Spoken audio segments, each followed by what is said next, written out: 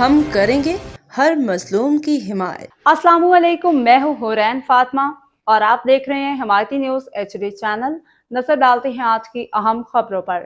روزنامہ حمایتی news report. سید امجد Hussain Shah Malaysia میں مقیم پاکستانی کمیونٹی کے معروف تجزیہ نگار MS اطہر قریشی نے موجودہ عالمی کشیدگی اور مشرق وسطی کی صورتحال پہ اپنے تازہ بیان میں خدشات کا اظہار کرتے ہوئے کہا کہ خطے میں جنگ کے بادل مزید گہرے ہوتے جا رہے ہیں۔ انہوں نے ہمارے نمائندے سے گفتگو کرتے ہوئے بتایا کہ ڈونلڈ ٹرمپ کی جانب سے ایران کو دیے گئے مبینہ 48 گھنٹے کے الٹیمیٹم کے بعد صورتحال میں کشیدگی میں اضافہ دیکھنے میں آ رہا ہے۔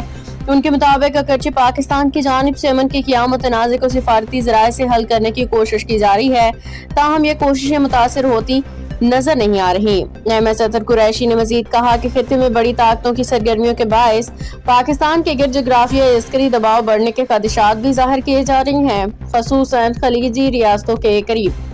سمندری حدود میں بڑھتی ہوئی عسکری نقل و حرکت پہ تشویش پائی جاتی ہے۔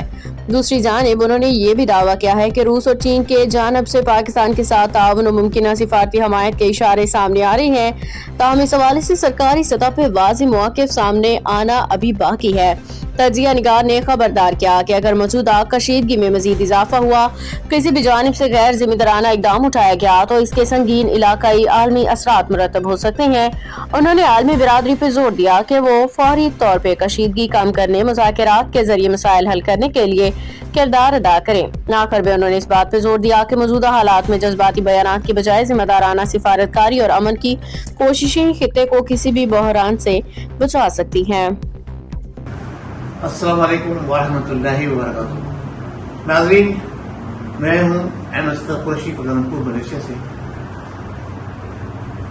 ڈونلڈ ٹرمپ کے 48 گھنٹوں کا الٹیمیٹم دینے کے بعد جو اس وقت منظرنامہ ہے، جو صورتحال ہے، آپ دیکھیں مڈل ایسٹ اور چاروں طرف سے جہاں جہاں امریکہ کی بیس بنی ہوئی تھی، امریکہ نے ان چاروں پانچوں طرف سے ایران اور پھر اس کے ساتھ ساتھ پاکستان کی بھی سرحدی علاقوں کی طرف جو خلیج سے ملتے ہیں UAE کی طرف سے، وہاں پر اپنی فوجی قوت کو اکٹھا کرنا شروع کر دیا ہے۔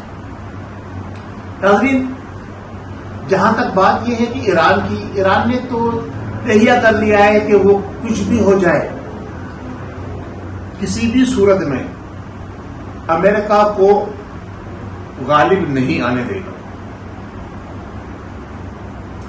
اور امریکہ اور اسرائیل نے مل کے یہ طے کر لیا ہے کہ اب کچھ بھی ہو جائے ہم کسی بھی صورت میں ایٹمی قوت پاکستان اور ایران کو ملیا میٹ کر کے دم لیں گے۔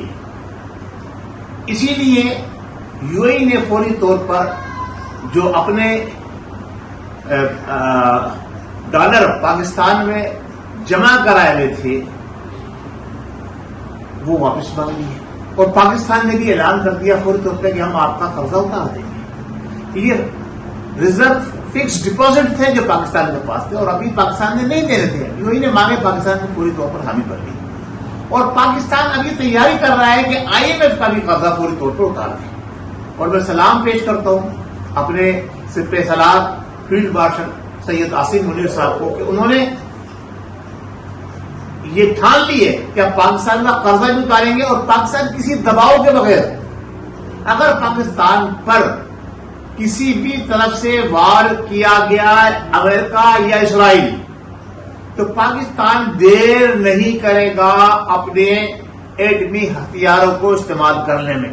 ڈونلڈ ٹرمپ صاحب، یہ بات آپ کان کھول کر سن لیں، امریکہ نے تو آپ کا قبرستان بنا ہی دیا ہے ابنائے ہرمس، اور آپ اسرائیلی ذمہ داران بھی اس بات کو نوٹ کر لیں کہ اگر پاکستان کی طرف کوئی بھی عسکری ہتھیار بڑا یا کوئی ڈرون یا میزائل پاکستان کی طرف آیا تو پھر ڈائریکٹ یہ جنگ جو ہے عالمی جنگ میں تبدیل ہو جائے گی، اور پاکستان کے ساتھ رشیا، چائنا کھڑے ہیں، ایران اور پاکستان کو تقریباً یہ سمجھ لیں کہ ہے ہی ایک ساتھ۔ اب آپ ذرا ہوشیاری سے کام لیں. نہ ایران کے اوپر جو آپ نے اینٹی بٹن دیا ہے، اگر آپ نے وار کیا تو ایران بھی اب آپ کو نہیں چھوڑے گا. جو اس وقت صورتحال ہے اس میں ایران آپ کو ایک لمحے کے لیے بھی ریلیف دینے کے لیے تیار نہیں ہے.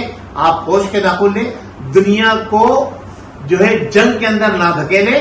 آپ امن کے لیے کوشش کریں جس طرح پاکستان نے کوششیں کی ہیں امن کی شمع کو روشن کرنے کے لیے.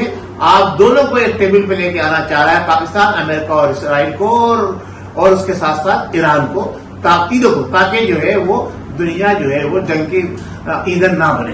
بہت شکریہ. باخبر رہیے ہر جگہ ہر وقت. جانیے ملکی و غیر ملکی حالات و واقعات یقین کے ساتھ.